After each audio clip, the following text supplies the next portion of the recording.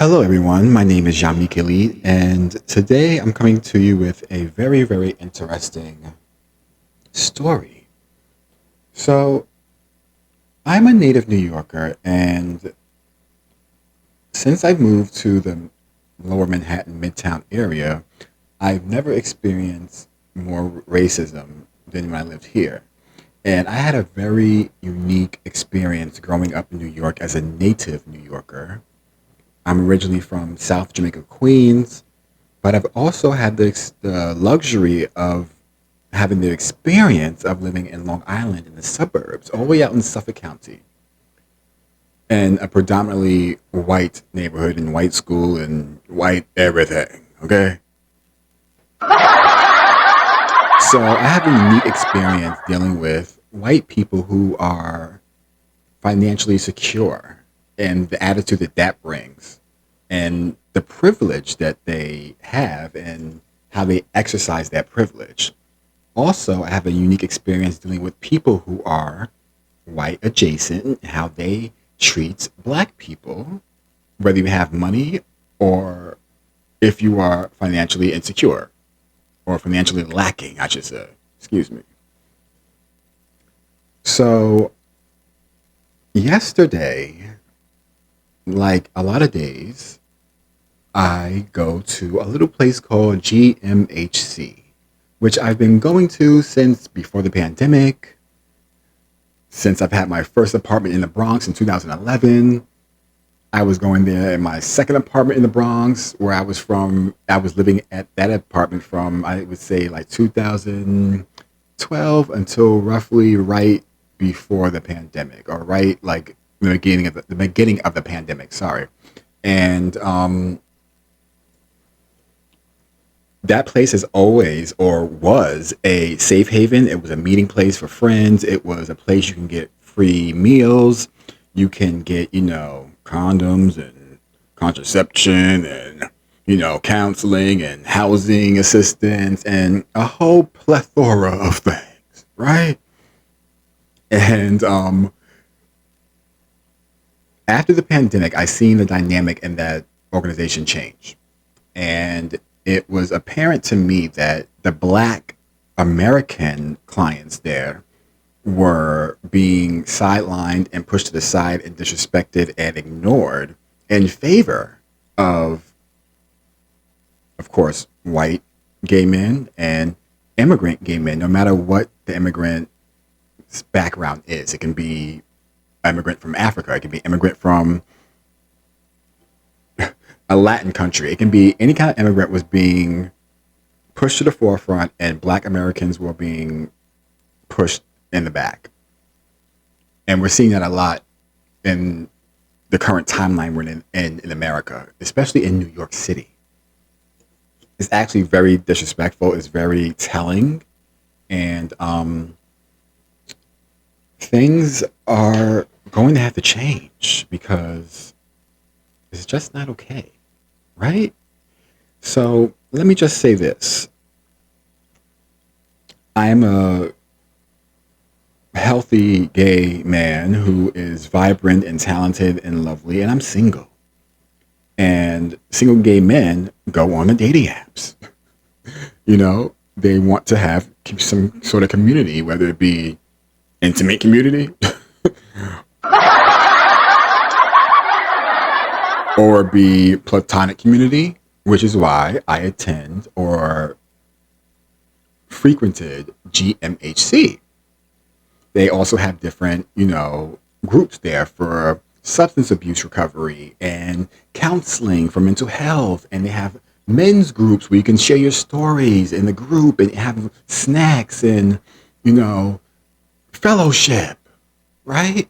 Which is very, very important. It's very, very important. But you have to make sure that space is a safe space for everyone. A safe space for all of the clients and the staff. But I'll get into that a little later.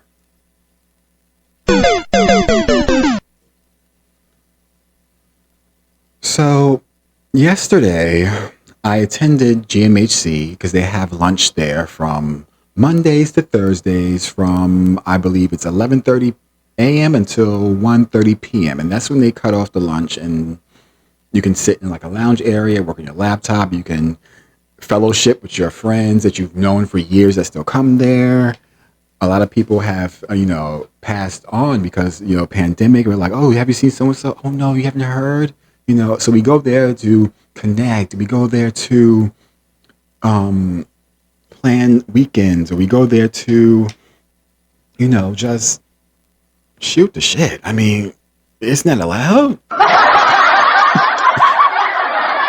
Gay men love to talk. So we go there to hang out with people, meet new friends or whatever, right?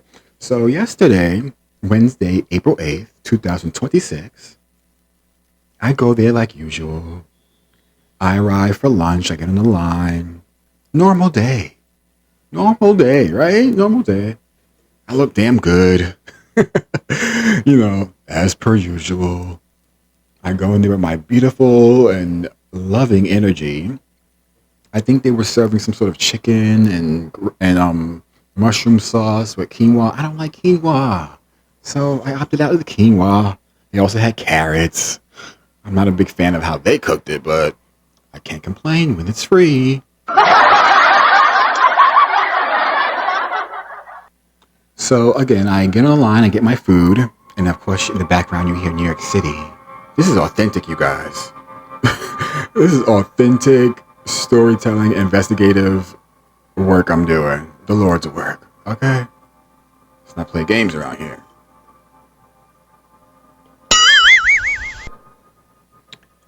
So I get on the line, I get my tray, and to this day, it was the normal people who serve. There's volunteers, so it's all volunteers, and it was the normal people who serve you in the back, serving you the food. A guy named Tal, another woman that I always seem to forget her name, and there's about 4 volunteers. One person is serving you the hot food, one person is serving you the salad bar, and then one person is giving you fresh fruit, right? So I get to the fresh fruit stand, and I'm walking to the first dining room. There's 2 dining rooms. The first dining room is usually with the people who are considered not the cool kids, but that's not my opinion. It's just, that's just how, the GMHC hierarchy goes with the clients, right? And the second dining room is like with the, the cool kids. I sat in the first one because I don't go by the rules. If you say that's the cool room, I'm going to sit in the uncool room. How about that? Because I'm cool all by myself. I don't need a room to define my coolness or my legendary status, as the gays would say.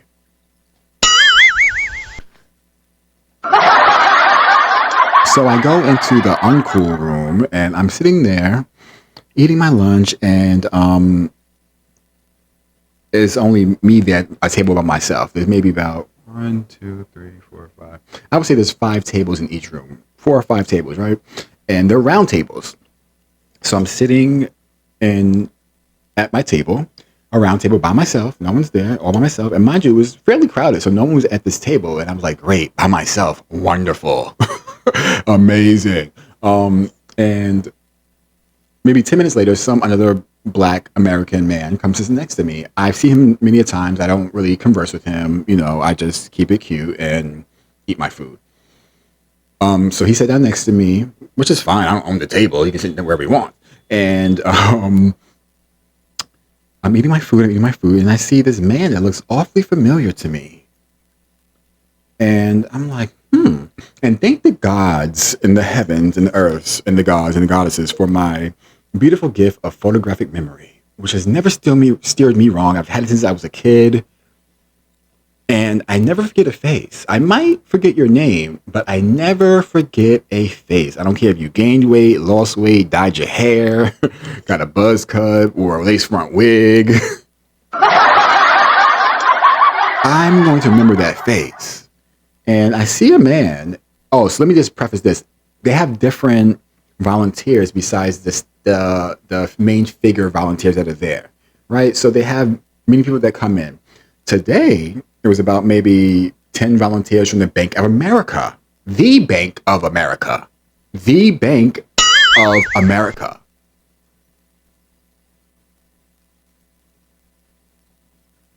and I see a face that looks awfully familiar, but I can't pinpoint it. And he keeps looking at me. He keeps, give me little eyes. I'm like, okay, girl, whatever. I'm not really, there to find a date. I need a date anywhere else in the world. I don't need a date from GMHC. So I'm not paying him any mind. Plus, he's a volunteer. So I'm not even trying to cross those boundaries. I'm not trying to even entertain anything with this person at all. I'm so in tune with myself. I know when someone's trying to dog whistle, give me eyes, or trying to flirt, or trying to without them even saying anything verbal. It's all about body language and energy. Mind you, it's a whole huge dining room, and he keeps coming back over to my area where literally there's no one at my table except me and one other guy. So why are you over here so much? Go over there. So something said, he looks familiar. And I started going through my mental Rolodex. I'm like, where do I know this guy from? I said, oh. Let me calm down. This is the guy who numerous times after I rejected his advances called me a dirty nigga. Yes, you heard it right. Many times. This is just the first time that I actually, I'll explain later in the video, but I take screenshots when people, especially when they do that, but I take screenshots even if I go to a hookup or I meet someone and we exchange numbers. I'm taking screenshots of that correspondence between us.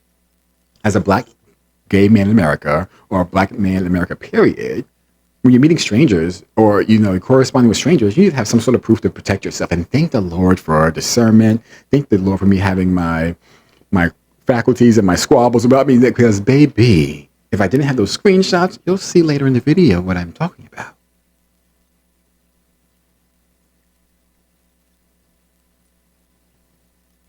So he keeps looking at me, and by him looking at me and I'm keep catching him, I'm starting to remember, oh yes, this is him.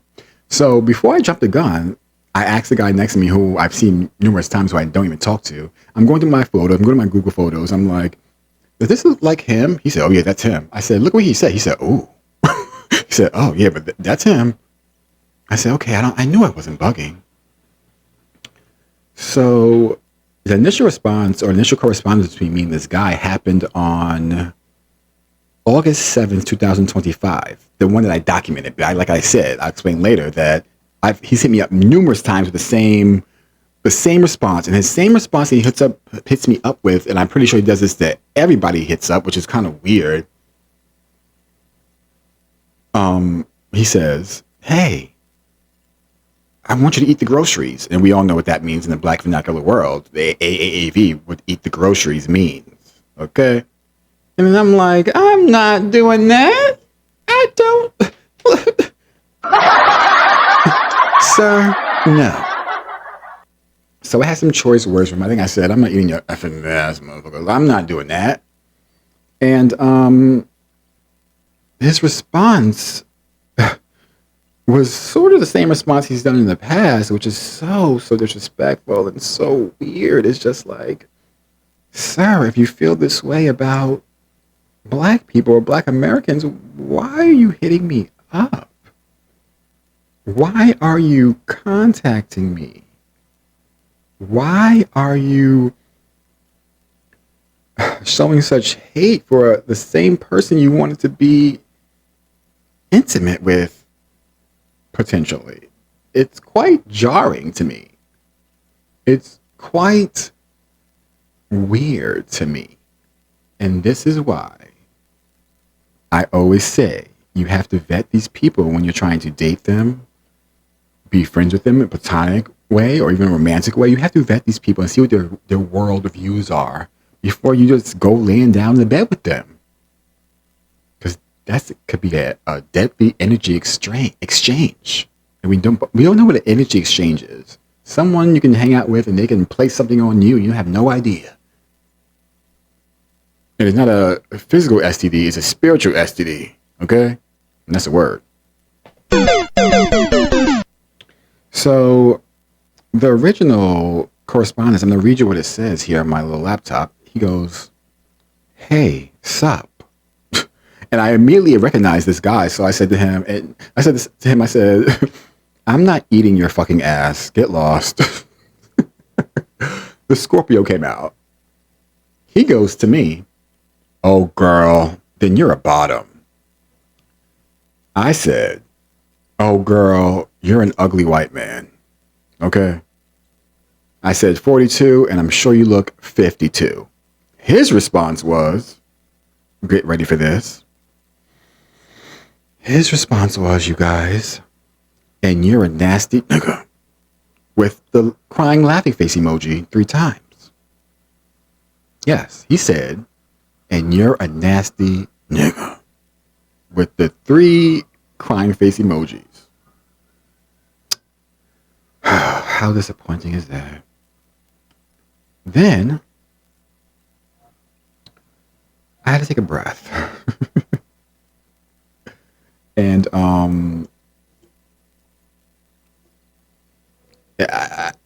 to say I was stunned would be a lie. To say I was surprised would be a lie. To say that I was disappointed would be a lie. You know, that would not be the truth. To say that I was annoyed, that would be the truth. And I know what you're saying. Why even respond if you already knew who this was? Because I said, you know, after the 4th or 5th time, and let me just preface this too. If you don't know anything about the Sniffies app, you don't have to register your email. You don't have to, there's an anonymous feature where you're not completely anonymous, but you can make an account to, you know, for the purpose of finding someone to hook up with and have some playtime with, and then literally delete the account without all the extra sending a, you know, request or for deletion, or, you know, asking someone to, can you spin my account? For whatever reason, you don't have to do all that. You can just literally, you know, do away with the account, and that will be it, which is a great feature because it allows you to, you know, use the app for a purpose and then move along, right? So after he says, but you're a nasty nigga, I said, you know, you're white and ugly, you know. I said, you look 42. I said, you're 42 according to your page, but I don't think he's 42. I think he really was 52 because he can't be a year older than me. I'm 41, honey. We know black don't crack. And let me just say this as well. He's not actually a white man. He's a white adjacent Latino. And you know how they could be sometimes. Not all of them. They're not a monolith, but a lot of them can be very anti-black American. Very lowbrow in their view of black American men and black American women. So after I said the comment about him being 42, and I'm sure you look 52, I should have said 62. He goes, like I said, and you're a nasty nigga, with the 3 laughing face emojis. Sorry, when I get excited, I stutter a little bit, and that's fine. I'm doing better than most right now. He goes to me right after that nasty comment. He goes, I'm still white, ho. You will delete a nasty nigga. I can't say the D word, but I can say delete. You will delete a nasty nigga, meaning you would a nasty nigga. That's what he said to me. And I said, but you hit me up. The irony in that, but you hit me up.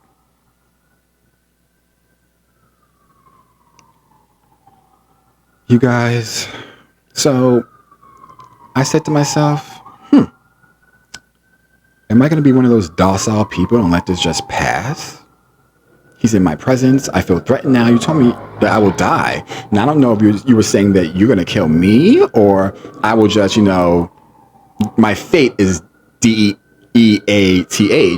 just because I'm a black person. You know, so I didn't know if you were trying to, how am I supposed to know? I can't assume that you're not talking about you want to kill me. I can't assume that. I have to think that that's what you mean, that you want to unalive me. I have to think that. As a black man in America, I have to think that that's what that thought meant. I have to. I can't give him the benefit of the doubt, not when you call me a nasty nigga. You know what I'm saying? And then I said to him, you're white and ugly. He goes, and he black and nasty. So he can't even speak proper English. And he, black and nasty. Why are you talking in third person? You would say that, and you're black and nasty, right? I mean, he works for Bank of America. What kind of English are you taught over there? Good Lord. I said, white and ugly and racist. LOL. Pick a struggle. He goes, nigga, nigga, nigga. What? What? I said, white, ugly, and racist again.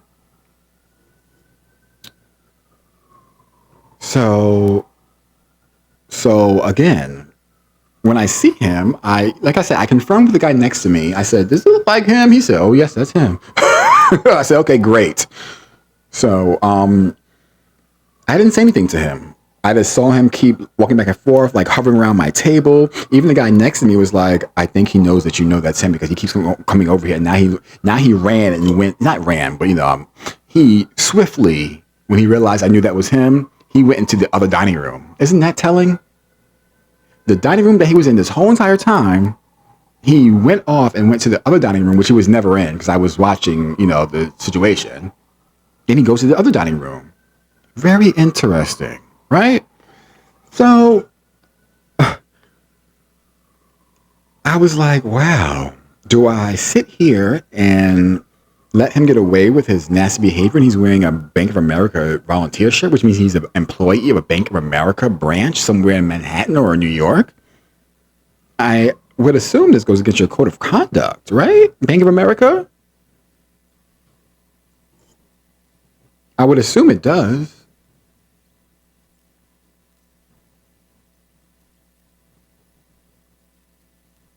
I believe the CEO's name is Jose Tavares, and they have the same first name. Isn't that funny? Isn't that ironic?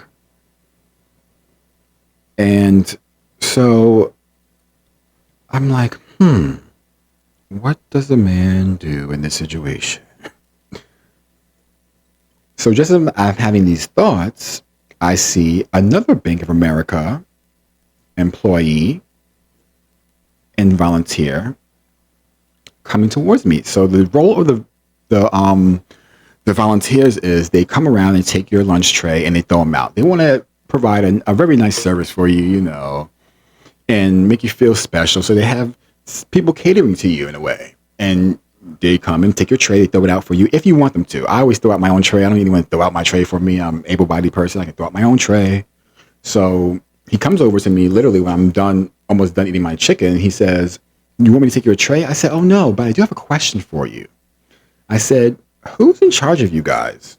You guys with the white Bank of America t-shirts. He goes, oh, actually, it's me. I said, oh, well, perfect. His name was Doug, a white man, a ginger, balding. And I said, do you think it's okay for one of your volunteers to call someone a dirty nigger? He looked at me stunned and said, huh? What? I said, do you think it's okay for one of your volunteers to call someone a dirty nigger and then be around said, client? Did I say volunteers? I said that. Okay, I'm sorry. And he said to me, he looked at me, he said, huh? What? Ugh. And scoffed at me and turned his back in a very dramatic, Queenie fashion. And I said, oh, well, that is telling. Now, as he's doing this disrespectful gesture, an actual GMHC volunteer, his name is Eric, a black man. I don't know if he's black American. I don't think he's black American. I think he might be African or Caribbean, which is very telling as well. I'll get into that later. Because a lot of times, like I said, black people in America are different from an immigrant that comes from another country. Even if you're first generation, second generation, third generation, they come in with this anti-black American mindset. And they have a yearning and a desire to be white adjacent no matter the cost. Even though if it wasn't for black Americans, none of y'all will be here. Not first generation, second, third, your grandma, your grandpa, you, anybody. Off the bat, off the blacks. Yeah, off the blacks.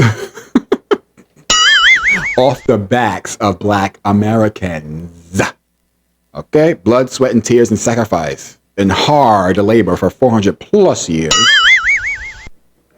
So I'm sorry, that's the Metro North train that you hear in the background. This is true New York right here, baby. I'm not going to even edit this out, I don't think. This is like really, truly New York City, in the heart of the city.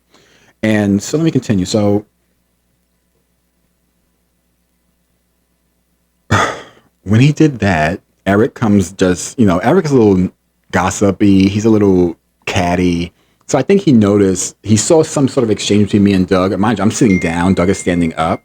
But I think he noticed the exchange, and he saw that it wasn't, I wouldn't say it wasn't friendly, because I never got loud. I never cussed. I never threatened. I never anything. I was sitting down. So I was at disadvantage. Doug is standing up. I'm sitting down. So, I ain't never scared, but I wasn't threatening or being, felt threatened, or I felt threatened by the turnaround. I felt threatened by the disrespected by the, whatever. And that made me feel a little bit threatened. So I was like, well, if he feels like that to someone complaining about one of his subordinates, shoot, well, damn. Like, is that the culture at the Bank of America? Bank of America, is that your culture? The community you claim to serve? Is that your culture, to turn your back on a black gay male American who is reporting racial disrespect and death threats? Well, I didn't tell you about the death threats yet to Doug, but I think me saying that about him calling me a nasty nigga, that's enough. Like, I don't even tell you about that. The death threats are just like a icing on the proverbial cake. I don't have to tell you about that.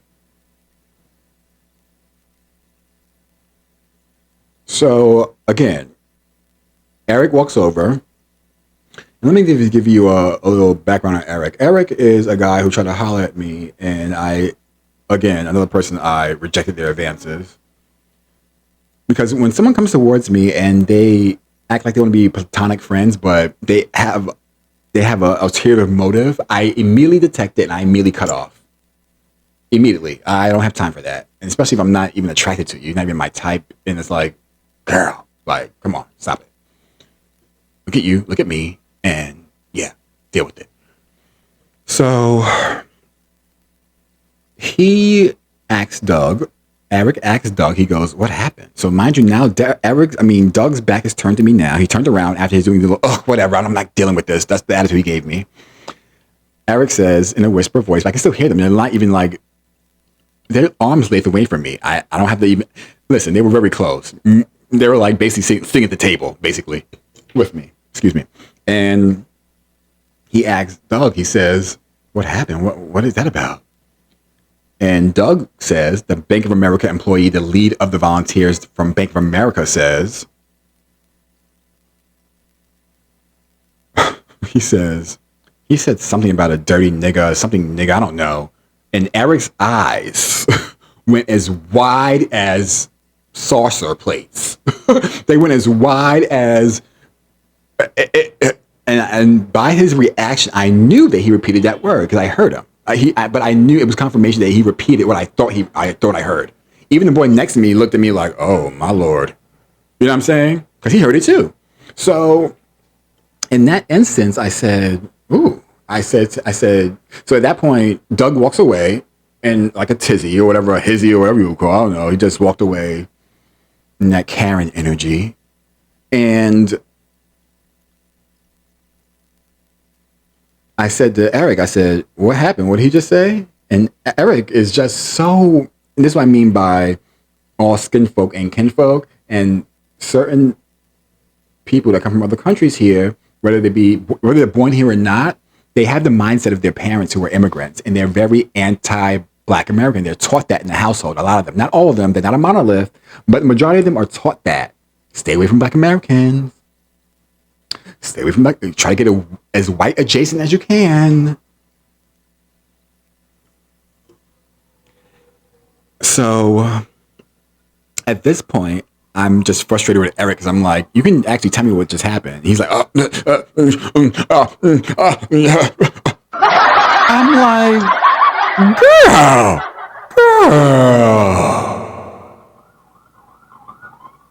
And he doesn't answer. So I'm like, But he's just standing there. I'm like, get away from me. Let's go. Let's get away from me. So now at this point, Eric walks away, and I think he ran and told a guy named Nick, which I know that's what he did. Nick is a guy who, oh, there goes those New York City sirens again.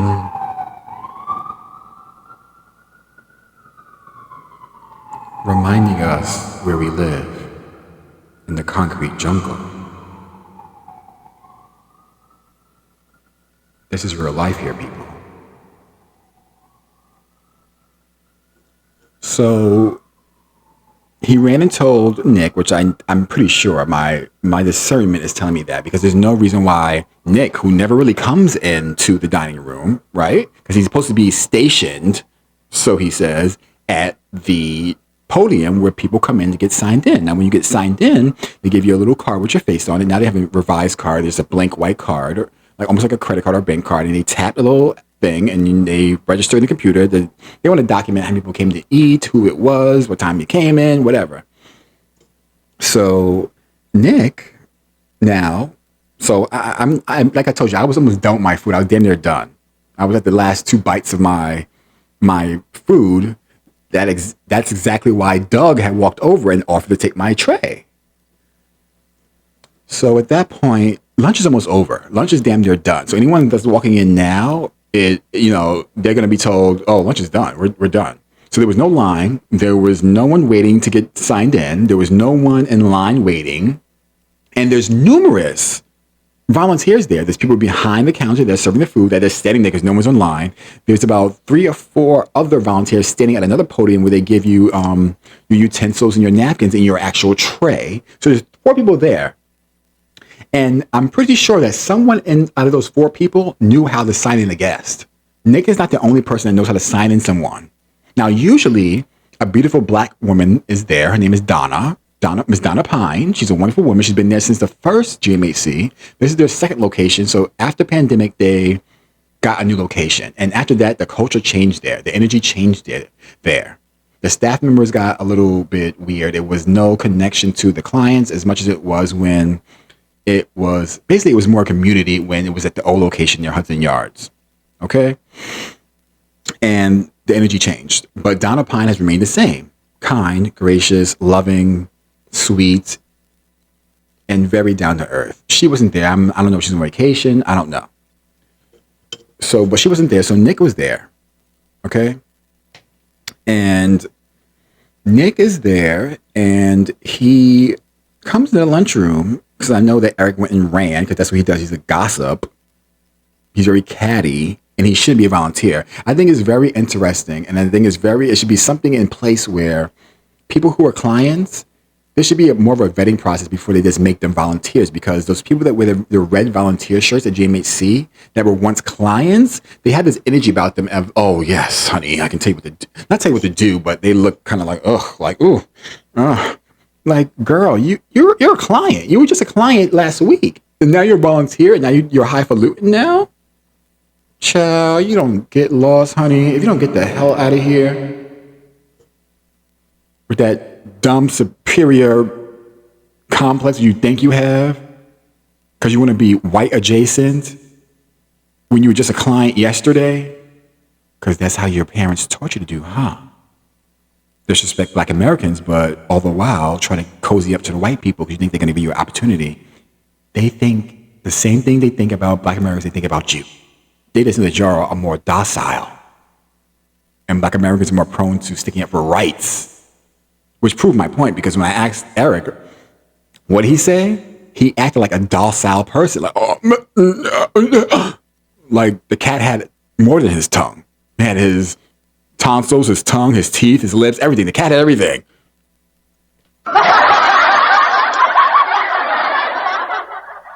But I wasn't surprised. So we're at 34 minutes and 35 seconds. I'm trying to wrap this up, but I'm going to try to give you all the details. So when that happened, I said, okay, whatever. Eric now goes out just like Doug did. He went and told Nick. Nick came in. So as Nick's coming in, I'm going out. And Nick's looking at me like, oh God. Like, he's looking at me like trying to read me. And I'm like, I look at him, I say, yes. He goes, what happened? I said, do you guys condone having volunteers here that call people nasty niggas? He said, huh? What? Same reaction that Eric had. But now this is a different ballgame because Eric is a volunteer. Nick is an actual employee. He runs that particular volunteer program. I said, who's in charge of the volunteers? I said, how do they? He goes, they're one-offs. I don't know. You don't know? This is your job. How don't you know who's in charge of the volunteers? How don't you know? I said, who's in charge of meeting the volunteers? He gives me Shelley Levine's email. I said, I know, okay, but who? How don't you know? How don't you know? Because Doug is the one that told me that he's in charge of volunteers. Why couldn't Nick say that too? Trying to obstruct justice around here. Thank God for being savvy and tactful. So at this point, like I told you, the racist bigot Jose, the Latin guy who wants to be white adjacent, he thinks he's white, went into the next dining room. He stayed there until Nick came. And then when Nick came, I went towards the other dining room, and I didn't go inside. I stood right outside the door, and I said, and Nick said something. I said, that one right there, him. I took my hand, extended it, pointed it. At this point, Jose is nowhere near the door of the dining room. I pointed and I said, that one called me a nasty nigga right there. And the whole dining room turned their head in slow motion. And I said, oh, shit. I said, okay. Yeah. I said, okay. I said, okay, Yamik. Oh, all right, Yamik. Oh, all right, Yamik. Okay. And everyone turned around and I said, what are you going to do about it? Nick said, let me, come on, let's walk over here. I have to escort you out. I said, what? I said, excuse me? So at that point, I didn't move. I said, I'm not going anywhere. So Jose is coming towards me at this point. And Jose coming towards me. So I pull up my screenshot and I said, this is you, right? Where's your address right here, right? He said, I'm like, I said, you called me a nasty nigga, didn't you? He goes, no words, just, and he goes back and laughs and goes back into the dining room and continues doing whatever he was doing. Probably trying to find a new victim to flirt with, some other black man in there that he wants to fetishize, okay? And at that point, I'm like, oh, okay, got it. So Nick observed that behavior from him and thought that was okay. And then I showed Nick the screenshot. He didn't give a crap about it. And then what happened was now me and Nick, I'm allowing him to usher me. I wanted him to think that I was allowing him to usher me towards the exit, but I was just being very compliant, right? Because I'm being tactful here. And I'm walking back towards the podium when you get signed in. And I'm like, why do I have to go this way? You know what I'm saying? I'm inquiring. I'm like, why do I have to go? He goes, because you're angry. I said, I'm angry? No, I'm not angry, sweetheart. I'm assertive. I'm passionate. And I'm standing my ground. No one's angry. I'm sorry that you're not used to someone who sticks up for their own rights and, does what's supposed to be done and doesn't be like, oh, wow, that was in August. Let me just leave it. No. We ain't doing that. So he kept calling me angry. And I said, Nick, if you keep calling me angry, I will get angry. This is not angry, sweetheart. This is passion. This is direct. This is assertive. I know you know what those words mean because hopefully you do. You work in a place where you would have to have a certain vernacular. And he's still trying to usher me out. And at this point, he tries to put on the white woman's tears, but in gay form. Like, literally, in white women's tears in gay form. And he wasn't crying, but you know how they well up in the eyes. And I said, why do you look scared? I said, my life is threatened. Now this guy's in here, and he called me a nasty nigga. And now he's in here, and I feel fucking threatened. So why are you looking like you're scared? Like, he called you a word. Like, he threatened your life. No response. Oh, you're so angry. You're so upset, but you're upset. I said, I'm not upset. I'm not upset, actually. I said, I can show you upset. If you keep calling me angry, I'm going to get upset. But I still remain calm. I didn't get upset. No, security was called. Because I was so upset, security had been called, right? If I was so angry and so upset, wouldn't have security been called? Wouldn't it have, and the security guard, he's a big motherfucker. This nigga's big.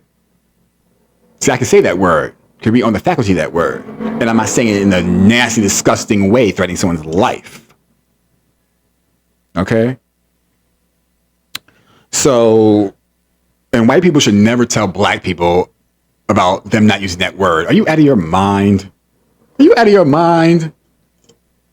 So anyway, he tries to usher me out, and I'm like, this is very bad look for you, Nick. I said, this is not good what you're doing. And I said, you're not going to keep calling me angry. You're not going to be doing that. And he's very facetious, but you're angry and you're mad. I said, okay, great.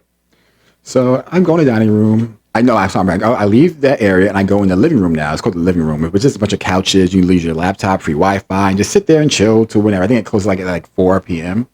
And so I sat there for a little while just to decompress because I'm not rushing home. You're going to rush me out of here. You ain't going to handle me. You're going to be handled, okay? You ain't going to handle me. You going to handle Yamiki Lee? My mother came to handle me. You ain't going to handle me. The hell? So I will not be handled. I will do the handling, okay? And so it was just a very telling situation. And the fact that Nick tried to weaponize me with the black man trope of being angry when I'm reporting some injustice is absolutely insane to me. So after I finished doing my little thing in the living room, I was doing some editing for other videos that I would be putting out soon. Stay tuned. And I was just sitting there decompressing on my laptop and charging my cell phone. So at that point, I went home after that and I wrote scathing emails to Make It America. I wrote scathing emails to GMHC and I CC'd all the appropriate people from GMHC, the CEO, the CFO, the head of their media, the vice president. Everyone was out of office. I got return emails from everyone saying they were out of office. Where are you guys? All of you are out of office? Every single last one of you are out of office? All of you guys are out of office? Interesting. So I went to Make America and I tried to get all the names I could who was in charge of leadership there. The CEO, the CFO, head of the media, every single last one of them. I got a error report, returned email that they couldn't receive emails from the public. Interesting. You serve the public, but you can't get emails from the public when one of your employees at Bank of America, a guy named Jose and Doug, they're both bigoted, allegedly. Okay? Not allegedly, but be smart here. They're both bigoted and disgusting.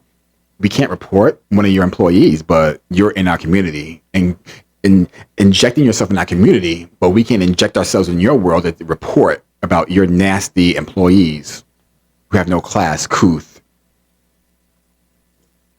or tact.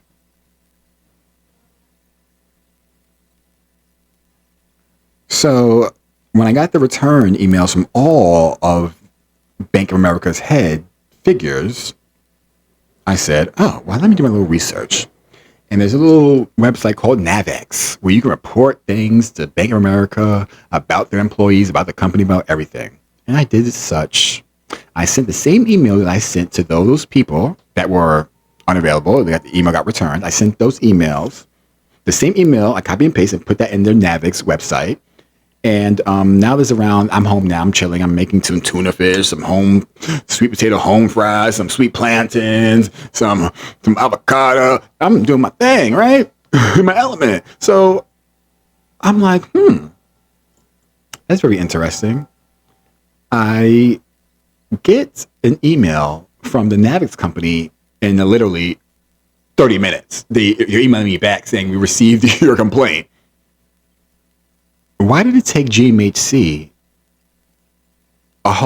they just emailed me, today's April 9th, 2026. They emailed me just before I started this video and gave me some generic response about the CEO is booked, basically, and he'll get back to you another time. So the CEO's booked. He's out of the office. The the other people are booked. The vice president, the head of the media, everyone's booked, right? But someone's reporting possible threats at people that you are responsible for. There goes that New York City noise again. That is a motorcycle. Probably some Harley Davidson. I don't even know. I'm just guessing, but that's a motorcycle. I hear it all the time, every day. There should be a law against that. Noise ordinance, right? Anyway. And I live in a high rise. But anyway, that's a different story. So, and that sounds like there's right near my window, but I live all the way up. I live all the way up. You know what I'm saying? So I'm really confused about what is going on here. Because everyone's out of the office. I'm reporting a possible death threat, and you guys are out of office? And the return email was very, very dismissive, very, very, they're trying to buy time. But baby, you can't buy time from me. I don't sell time, okay? I don't sell time. And I just felt it was very, very telling that out of all this time at this company that I've been going there, or this nonprofit, I'm being disrespected. And, that won't be accepted. That won't be tolerated. And I'm not going to put this video out today. I'm going to give them until Monday. Monday, 4 p.m. is their deadline. And if they don't get back to me by Monday, 4 p.m., GMHC, I'm posting this video. And it's not going to be nice. I'm going to have B-roll that's going to be out of this world. I have, pictures and other stuff that I'm going to put in B-roll. And you're going to gag. You're going to gag, GMHC. And Make America, you're going to gag too. Because this has been going on for too long. And not to mention, GMHC, this is not the first time racial situations have happened there. Your cook, Tiffany, was called a nasty nigga bitch by an old white man. I had to hold Tiffany like she was my sister, mother, cousin, auntie, so she wouldn't jeopardize her employment. I had to hold her. I didn't even know her really at this point. I had to hold her in a bear hug. Thank God she didn't try to attack me, but I think she knew what my energy was. I was literally whispering in her ear, it's not worth it. I literally was whispering in her ear as I'm holding, it's not worth, don't do it.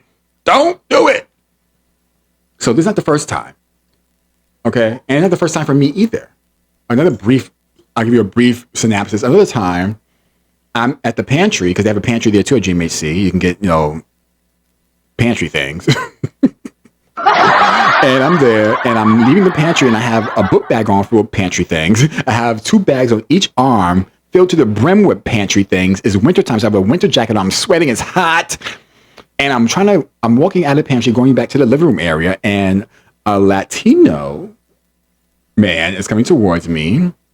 And he has nothing in his hands. He can go around me. He has all this space. Why are you shuffling towards where, you see I'm struggling with these bags. Why are you coming towards me? You can go literally around with no issue. I said to him, are you going to move? He said, what? I said, are you going to move? And he going to say, you black bitch, and walked away. But he has a mask on, a COVID mask. So I'm like, I don't know what he's trying to hide. Maybe he has no teeth. I don't know. But he has a COVID mask on, so no one really heard him say that. There's a lady named Tony who sits right there at the reception desk. That was a new position. She was not always there. That desk sat empty for months and months and months and months and months and months and months. That desk was empty. One day she just appeared. A black American, I think she's black American. I would assume so. She's sitting there. I think I can tell when my people. You know what I'm saying? She's a black American woman. I think she's sitting there. And she didn't hear what he said, so all she saw me was going off. So I said, I'm going to put my bags down. Because he was in the pantry now, and I can hear earshot. He's talking about me in the pantry. So I go in the pantry. I said, what did you say? You had a problem? Because I heard what you said to me. He said, I didn't say what, huh? He acted like Eric did, huh? Huh? What? Huh? What? Huh? Very annoying. So yeah, we almost got into it. Okay? And that happened, I think, maybe in December, January. So I had stayed away for a couple of months. And I just started really going back there because I was embarrassed. I was annoyed. And maybe partially embarrassed because I probably should have handled that better and not, fly off the handle. But sometimes you gotta let people know. So they won't do that in the future. Okay? Just like Jose thought that he was going to get away with that nasty behavior because he was online. Just because you're online saying negative things, trying to threaten people's lives, and you live right here in my neighborhood. He lives maybe 4 blocks away from me. So the threat was credible to me. You live literally 4 blocks away from me. The threat is credible. Maybe less than 4, actually. Very close. Literally a 5-minute walk from my house to his house, which I've never been to. We never met in public. We never met in person. We never met in person, actually. But I recognize that face. So, again, I say all this to say, GMHC, you have a problem on your hands. And the problem is not me. The problem is your staff. The problem is the culture. The problem is the CEOs that are rotating like you guys rotate clients. The problem is y'all, GMHC. Something has happened since pandemic where you guys do not care. You guys are surface level help now at this point. You guys are not helping the community. You are damaging the black gay community or the black community period, because not only men go there, there are women that go there too for help and assistance. You guys are being a detriment to the black American queer and straight community at this point, GMHC, and I'm calling you out and I'm putting you on notice because something has to change.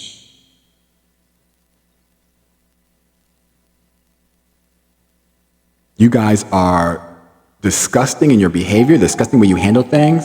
And by the way, I got a return email from GMHC, like I said, telling me their CEO is booked. Booked? Booked? You about to be booked. You about to be real booked, okay? So I hope that this is something that you guys were paying attention to. And I hope that you took my words as serious as the situation is. And I hope that no one else has went through this at GMHC or any other nonprofit in the city dealing with black people or black American people. I hope that you guys had better experiences than this when you are faced with injustice or racial bias. I hope that you had better experience than I had. Thank God I had the tact and the skill and the intelligence to advocate for myself, because most people don't. They go to those places. They are very scared. They're timid. They don't have family. They don't have, the education or the mindset to even report such things.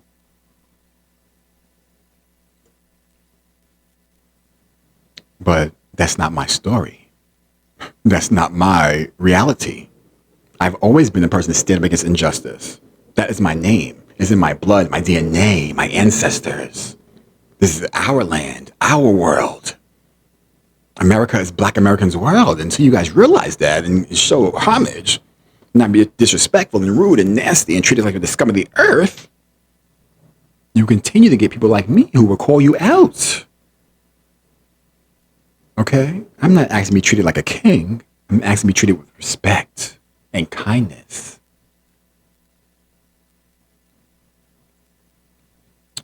I hope you guys enjoyed this video. I hope you guys enjoyed my voice. I hope you guys haven't had to go through this. I love you. My name is Jamik Elite, and I hope you have a wonderful day. Don't forget to like, comment, share, and tell me if you went through something like this, dealing with a nonprofit as a minority, black, Latin, whatever. I hate the word POC. I hate that term because you're not going to lump me up with everybody. I'm sorry. I'm a black American, indigenous male from America. My family's been here for over 400 years, over 500 years. Okay, my great-grandmother was born in 1926, right here in America, and so was her mother, and so was her mother, and so was her mother, and so was her mother. You get my point. You will put respect on my name, my legacy, my lineage, and me as a person. I'm done. Have a nice day. Listen, there was No, people screaming but at the end of the day, I in need the to climate that we live in today's I said society, I'm sorry. I understand that, but it's above me now. I need a room. Well, there's the Best Western next door. No, please, let me hear. My daughter's here. I'm sorry, but I mean, I was on the phone when you said it. I said I'm sorry. Please, I've had a horrible day And I had a horrible time when hearing that. He won't let me in. It's above me. She called. Sir, my